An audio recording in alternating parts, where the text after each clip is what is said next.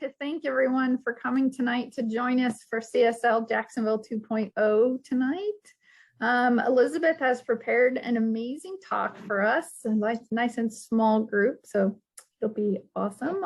We'll let people in as they come in. We have people from Jacksonville, we have people from Chicago, we've got St. Augustine, so we're just kind of all over tonight. So it's super great to see everybody. And so what we'll do is, as we get started here, I'm going to do the opening prayer, and then Reverend Elizabeth will take over onto her talk. So if we could get settled in, maybe close your eyes if you feel comfortable, and take a big, deep cleansing breath. Breathing in God, breathing out self. As we leave the busyness of the day outside. So we take this time for just being quiet and listening to the words of the universe. As we join tonight to remember who and what we are, and to hear the words of Reverend Elizabeth as we talk about, and I will rise.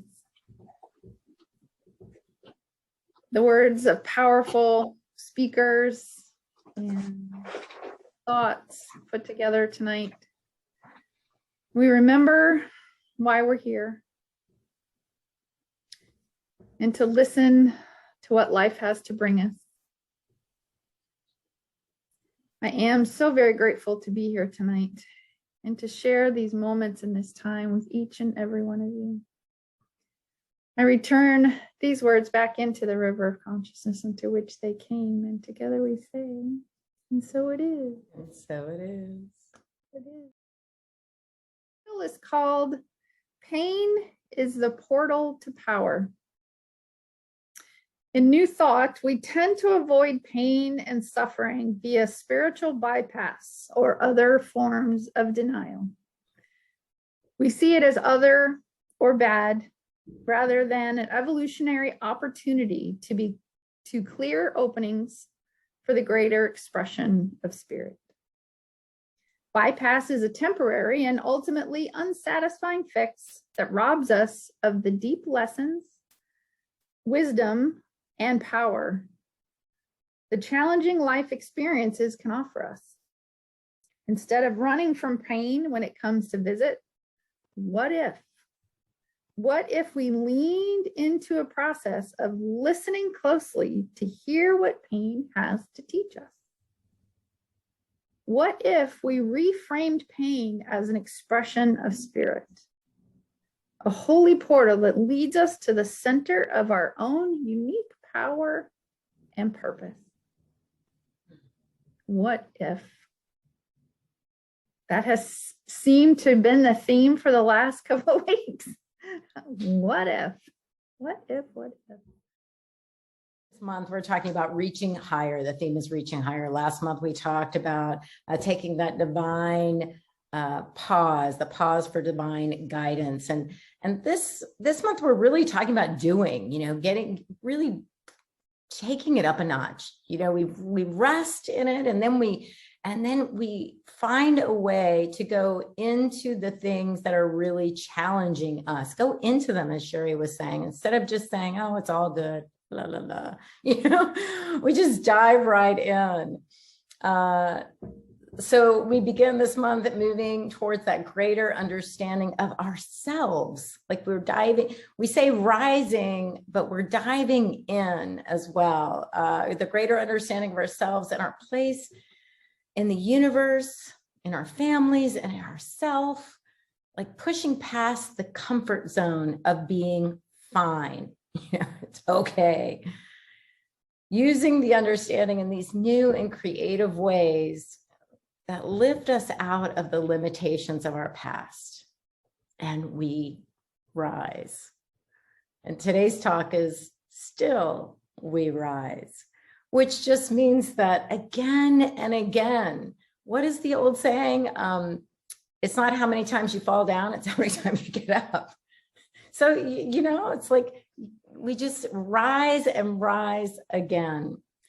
And so today's topic is centered around that idea that in spite of the discomfort that we've all experienced in COVID, the obstacles, the job loss, the financial difficulties that some of us have encountered in our daily lives, we persevere and we rise.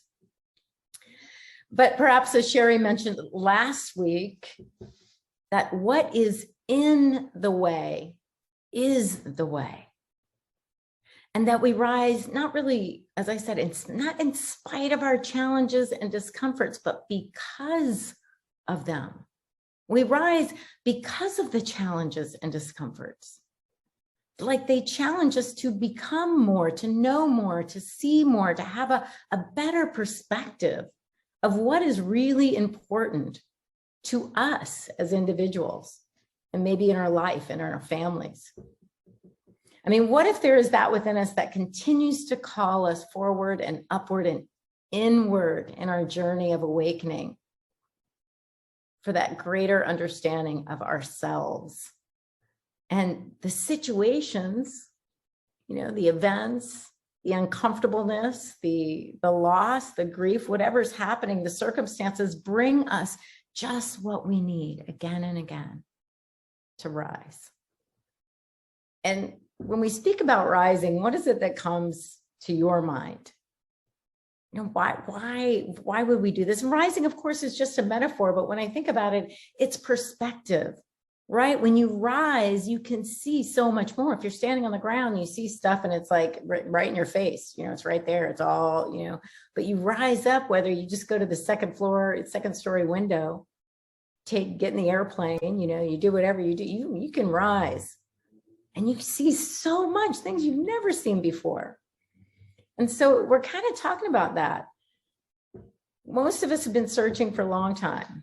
I talk about this all the time, for decades, searching for that happiness outside of ourselves, the object, that thing that will finally satisfy us, the relationship, the job or the career, the financial stability or the financial excess, the family, the partner, the lifestyle, something.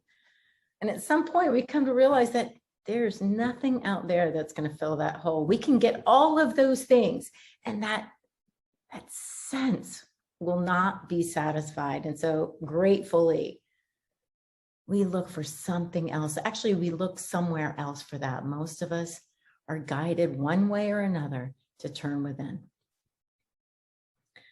When we're identified with that separate body, that separate finite mind, we feel so separated from life. And I know there have been times in my life where I feel like I'm a victim to life. Have you ever thought, why is this happening to me? Or my favorite, why does this keep happening to me? It's like, wow, why does this keep happening to me? That's when you just feel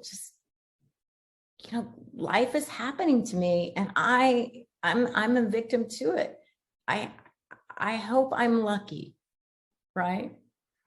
But there's actually a way to rise into that perspective of seeing, sensing, and knowing wholeness, filling that what we think of as maybe a hole or that sense of separation. And the first step in rising up is recognizing that we're not our thoughts.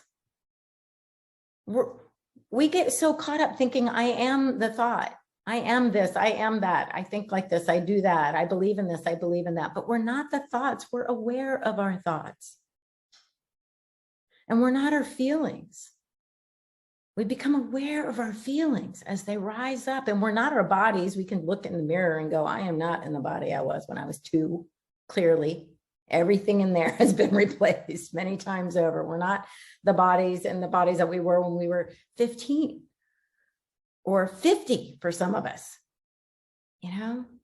All the thoughts, the feelings, the body, every element comes and goes. But what is the constant in all of it? It's that which is aware, right? It's that which knows what is coming and going, that recognizes that I am 2, I am 12, I am 20. I am. It's the very essence of our being. And we can call this pure consciousness or pure awareness or our God self or our highest power. It's that spacious sky rising up into the openness that accepts all. It accepts all the feelings, all the thoughts. It doesn't say, you can't feel that. I'm not accepting that. It's open to all.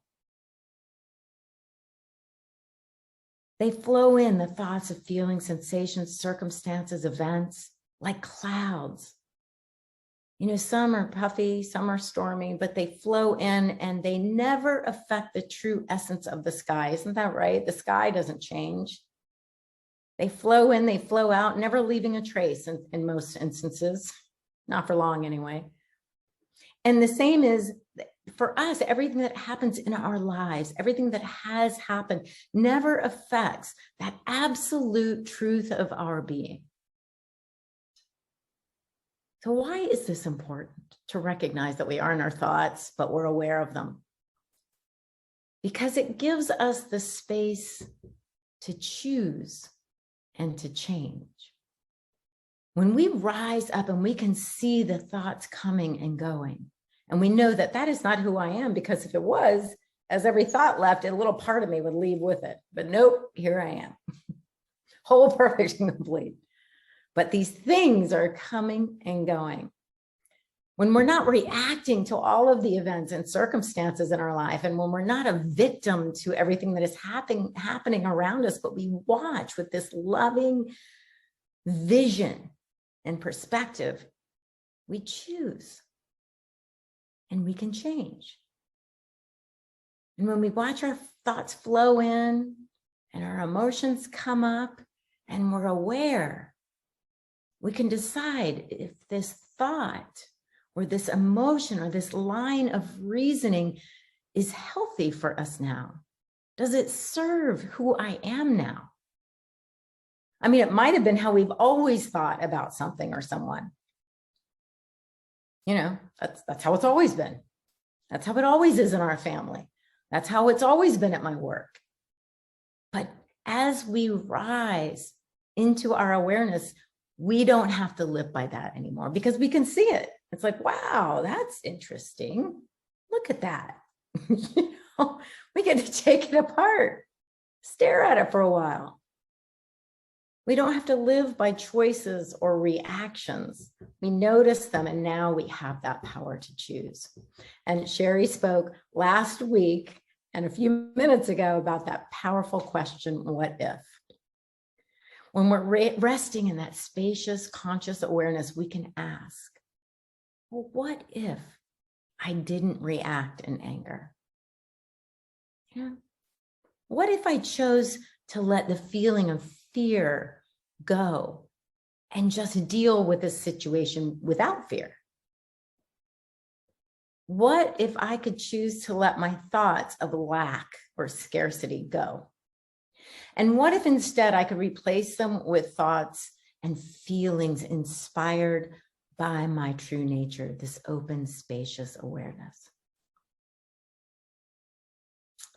So if the first step in rising up is recognizing that we're not our thoughts and feelings, that we're not that separated being, but that we're conscious awareness, that we're aware of it all, the second step would be, well, what is the nature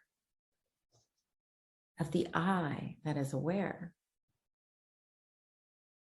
Who am I that is aware in the nature of my awareness? And the cool thing is, we don't have to explore this as concepts. We don't have to explore this as thoughts, although tonight we're having this thought and we'll have a dialogue after. But we can experience this. You know, we can go into our own experience of who am I? And it's right there in any time we choose to turn within and to rise again. It's right there on our breath. It's always who we are. It's always available. But we do have to turn our attention away from what's out there, meaning we have to stop running around for a minute. We have to stop the thoughts running around for a minute. We rise up, we look at them, and then we say, I just need a break now. I'm resting in this awareness. We take a break from the thoughts, the feelings, the emotions and sensations, the doing. And we turn within. And most of the time we call that meditation. Rupert Spira said, meditation is not what we do, it is who we are. One of my favorite new sayings. It's not what we do, it is who we are. All the running around we do in our life is what we do. That's not who we are. All the running around, I'm a mom, I'm a teacher, I'm a this, I'm 50 something. I mean, all these things, how we define ourselves, that's what we do. We want to sink into or rise into who I am. And many of us can get there in a simple meditation. We can get there right now just by knowing, just by that intention to be there. When we rest in that awareness of who I am, the nature of I am, we take a break from the thoughts and we rejuvenate in that sense of the spacious sky. We return to that sense of wholeness. And notice I say we return to it because that is the truth of our being. We're not adding something to us. We're not learning something. We're actually undoing some things. We're just letting some things go just for a minute. It'll be there when you want to turn around and go back to it. If you choose to go back to it, or we can rise up and change it, whatever it is. In this wonderful space of rising, we experience that unconditional love, not from someone else, not for any other reason, but because we are just resting in it. We experience peace, resting in our own beingness. We experience joy. And it's not because that is, that inherent nature sounds like a comparison, and I don't mean to compare, but what we don't experience in that space is conflict. There's a lack of conflict. There's a lack of fear. There's a lack of limitation. And so what we call that lack is joy or peace or unconditional love. And there are solutions there, revelations and insights, because resting in our being, there is unlimited creativity. So rising up into that, oh man, what a gift.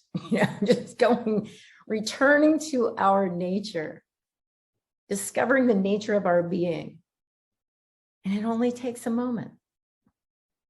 At the Centers for Spiritual Living, we believe in the incarnation of spirit in all of humanity and in all of life, really, and that all people are incarnations of the one spirit. We believe that the kingdom of heaven is within us and that we experience the kingdom to the degree that we become aware of it. And here we have to remember that the kingdom of heaven is not a place. It is our conscious awareness of the truth of our being. So when we seek first the kingdom, we're seeking first our true nature. We're rising into our true nature. Jesus said, seek first the kingdom of heaven and all else will be added to you. So when we seek first the nature of our being, we return to the truth of our being.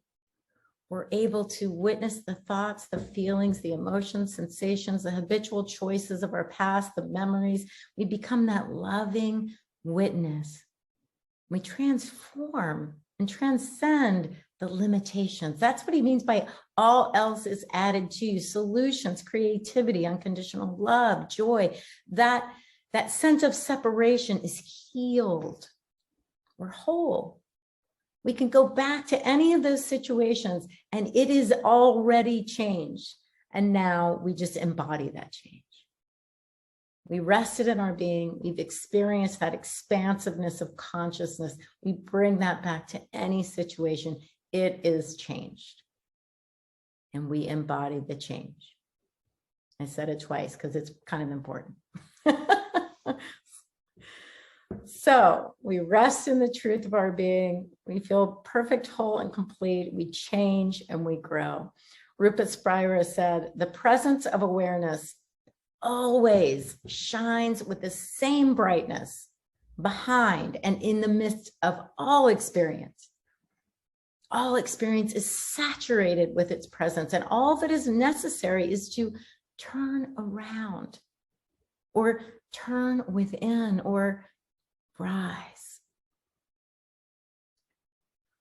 So in conclusion, we remember that, we rise into our awareness that I am aware. I am aware. I am whole, perfect, and complete, and I am aware of my thoughts, my feelings, and the sensations that come and go. I am not the fragmented bits that come and go, but I am the wholeness that allows it to just come in. I saturate that which comes into my awareness with love and joy and peace. I'm aware of the patterns and the habitual thinking that have maybe defined me so far. And I am aware that I can change. I'm aware that I can choose. And I'm aware that I can respond rather than react.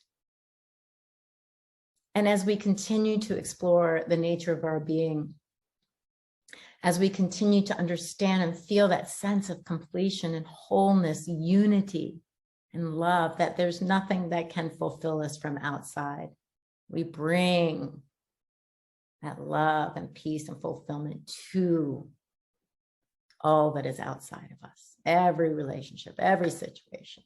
And we know that I am created in the image and likeness of Spirit itself. I am unconditional love. I am unbounded joy, unlimited creativity. And I can rise whenever I choose. It only takes a moment, and that moment is now. It is always now, right now. Ernest Holmes wrote, there's an inner urge in our minds to grow, to expand, to break down the barriers of previous limitations and to ever widen our experience. This persistent urge is a divine influence, an irresistible force, and constitutes the greatest impulse in human experience. It is the urge to rise and to rise again. So this week, I invite you to become the witness. Become the witness. Witness the thoughts, the feelings as they come into your awareness. Write them down with that journal I know you're carrying around. Write them down. Look at them lovingly. Embrace them in a bubble of love and just stare at them for a while. Figure them out. And before you make any decisions, before you speak about any of the challenges, before you write the email or react in the way that you've always reacted, rise, breathe, meditate, return to yourself. And then ask yourself, does this thought represent the truth of my being, my true nature? Does this reaction serve me and those around me?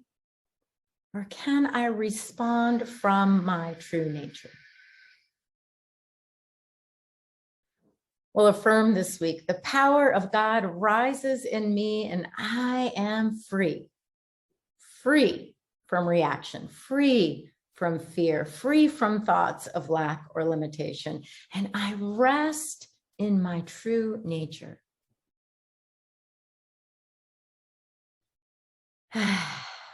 So I invite you to just close your eyes for a few minutes and we'll go into our true nature right now.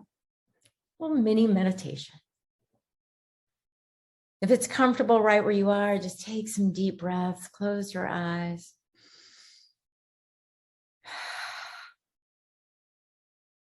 And allow yourself to just rise into awareness.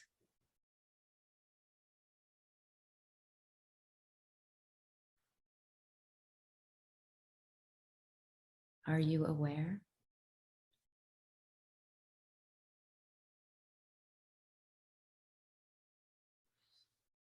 Relax your body and your mind.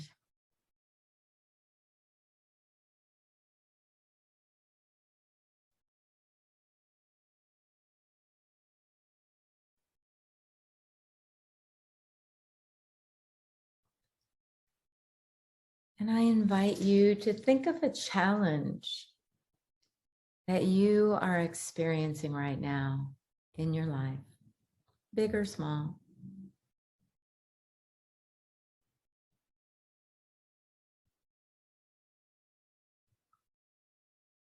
Just from this place of expanded awareness high up, you can look at it like you would look at a butterfly. Just look at it.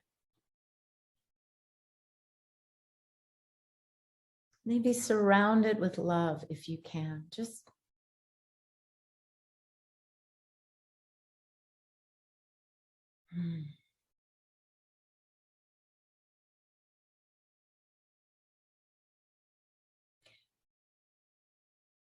and just witness this challenge.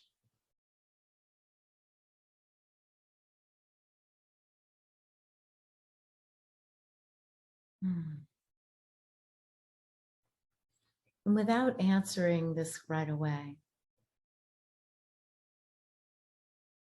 think about what this challenge that you are experiencing now, what might it be trying to teach you?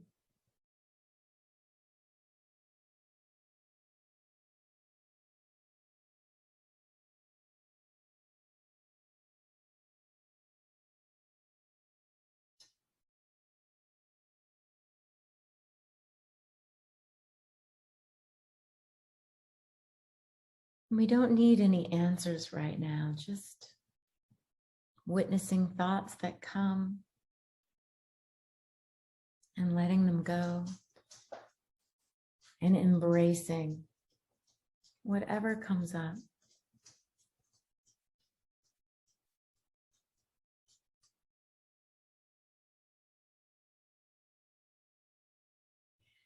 Can you imagine a time when this challenge has passed and you can see how you have risen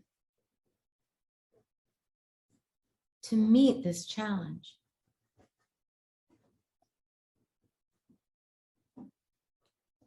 How you have grown.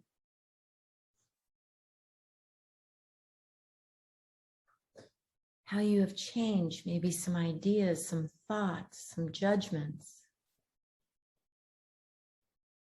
How you have surrendered to love, the truth of your being, your true nature, surrendered to peace, surrendered to the creative process of the unlimited creativity.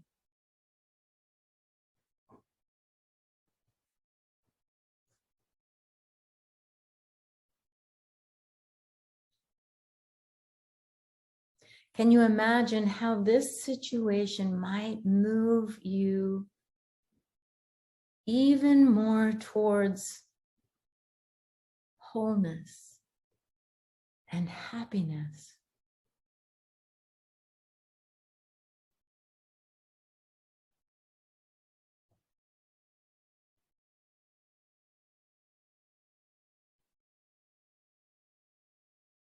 We rest in this place of infinite possibility.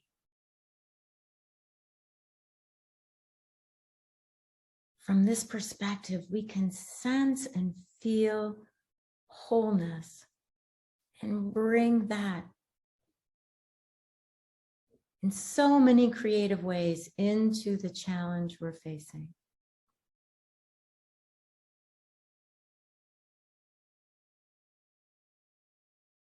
We don't have to know how right now.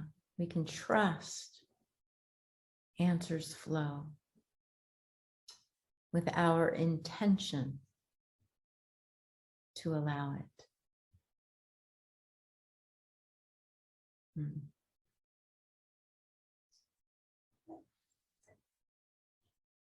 So just look at the challenge that you've pulled up. Bless it if you can, knowing this too shall pass. And that you have risen into a space of non-resistance, but love and acceptance. From that powerful place, this challenge is transformed as you are transformed. And so we allow this to be as it is right now. We rest in it. We let it go. There's nothing we need to do to make happen. It's timeless. It's eternal. It's happening now. We rest in it. We let it go. And so it is.